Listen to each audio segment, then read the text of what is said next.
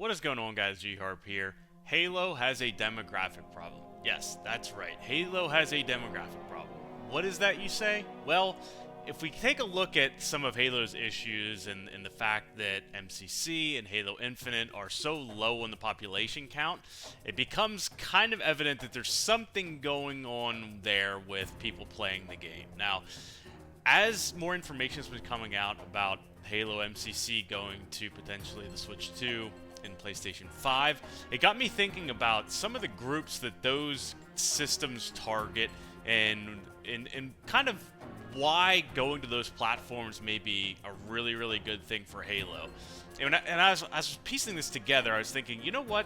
It seems like it's actually more of a demographic issue than anything else. The reason I say that is because if we look at the mainline Halo games, the ones that everybody knows and everybody says are classics, you know, Halo 1, 2, and 3, Reach, ODST, those games all came out between 2001 to 2010-ish in that area.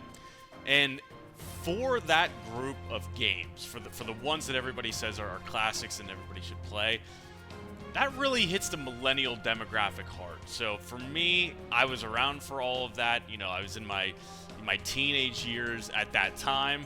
When all those are coming out, that's when you have your most free time. You're able to play all of those, and then you kind of get locked into having a game that's kind of part of your upbringing. It's part of the kind of the milieu of what's going on between your friends, and they're all playing it too, and it's sort of a generational thing. This kind of crops up too if you're still playing Halo. You know, anecdotally for us, as we play a lot of Halo Infinite, we run into a lot of people who either have kids in the background or doing household chores in the background, and this is at, you know, high diamond into Onyx lobbies. You're getting people who are actually a little bit older than you may anticipate. It makes sense, though, given the time that Halo was really, really popular. From, you know, the peak of popularity of the 2006, 2007, 2008 area, from Halo 2 into Halo 3, when, you know, if you look back at Halo 3 and you look back at the map that used to be on the game, there's, I think, over 1 million people on Halo 3 at one time. So that's the millennial demographic. In Gen X a little bit, that was a part of that huge push, and it's kind of been ingrained in us as we've grown up. Now, if you're a Gen Z person, you know, you almost certainly don't have that big of an attachment to Halo as somebody from the millennial generation or late Gen X would.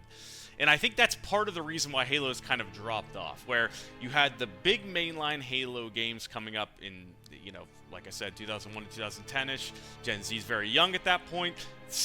The later half of Gen Z really wasn't born there. You know, Gen Z stems from, or, you know, goes from 1995 to 2012. So you have people who weren't even born at the time when those good games were out, who are now in the years where they're playing video games or playing all that. They don't have any experience with Halo, potentially.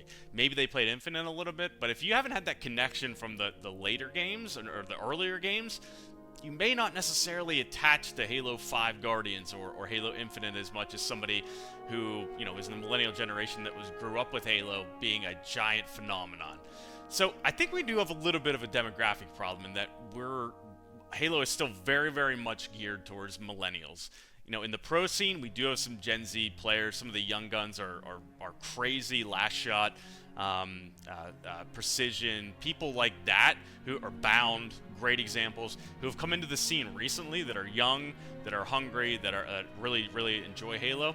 But that's far from the normal. So all this to say, I think, you know, this is just a theory, but I think this is part of the reason. And one of the benefits of going multi-platform is that you tend to start to bring in people from different generations, people from different age groups, instead of just staying the same.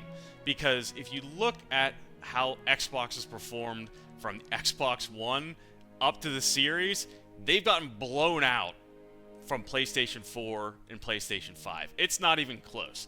So Gen Z, they're really into the PlayStation side of things. They're not so much into Xbox, as you can tell by the sale numbers.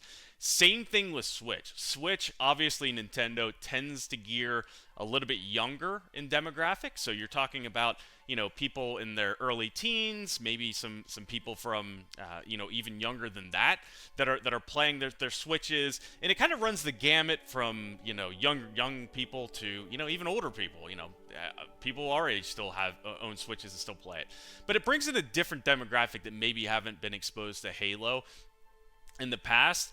And if you can start to capture those people with the release of MCC, you start to get them into the groove with Halo. You start to get them into the feeling and getting them the experience of playing those. Because make no mistake, if this goes multi-platform, if MCC goes multi-platform, that release is going to be huge. It's going to be everywhere. The numbers are going to be crazy from PlayStation and Switch 2. So we're bringing new people into the fold, we're getting them excited, and then that progresses and starts to get the excitement building for the next mainline Halo, which can help, juice the numbers, get more people into it, and then thus get more money into Halo. Get it back to the way that it was, and get it back to pushing the envelope with things. Halo 3, just go back and look at how much was there in 2007. Just think about it. Forge, you had replays, you had a million different game types, you had all of these cool things that were created surrounding Halo 3, and this all came out in one package. There wasn't a million DLCs to add this all in. This was all there at launch. So we're trying to build that up, trying to get Halo back to that point. And I think, if we address the demographic challenges, starting with releasing MCC on different platforms to different audiences of people, I think that's a step in the right direction. And I think that bodes really well for, Halo going into the future and for the next mainline launch, especially if it's a timed exclusive or just multi-platform right off the rip. Again, this is just some thoughts I kind of had as I was thinking about MCC potentially going multi-platform, Halo being on different things. It just feels weird from somebody who's played it on Xbox forever and PC now that we could be coming to this point. But I think overall it's a great thing. But yeah, just my thoughts. Do you guys think that makes sense? I don't know. Let me know what you guys think in the comments. Appreciate you guys watching.